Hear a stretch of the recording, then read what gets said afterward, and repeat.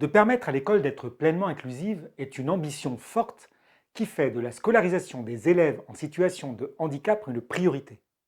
L'objectif est, dans le cadre d'un service public de l'école inclusive, d'assurer une scolarisation de qualité à tous les élèves de la maternelle au lycée et la prise en compte de leur singularité et de leurs besoins éducatifs particuliers. La notion de service public de l'école inclusive est présente dans la circulaire de rentrée 2019.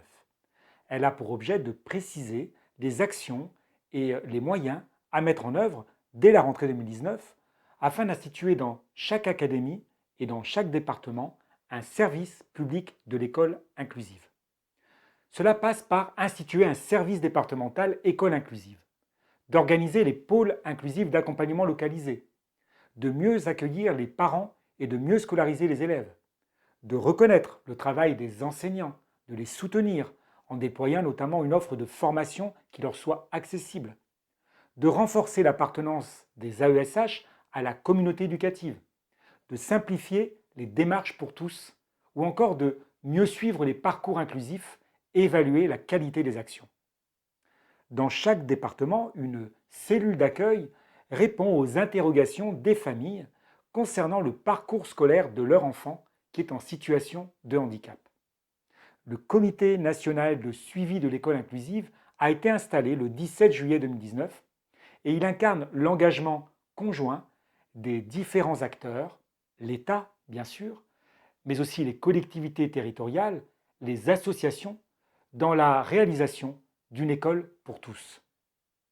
Ce comité est chargé de suivre le déploiement de l'école inclusive et d'en identifier les conditions des réussites et les freins. La loi pour une école de la confiance entérine la création des pôles inclusifs d'accompagnement localisés, ce que l'on appelle aussi les PIAL. Ils ont pour objet principal la coordination des moyens d'accompagnement humain au sein des écoles et des établissements scolaires, de l'enseignement public et aussi de l'enseignement privé sous contrat. Parmi les textes de référence, citons l'article 24 de la Convention des Nations Unies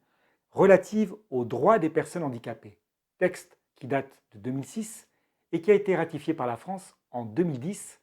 et qui préconise l'éducation inclusive et dispose que les États parties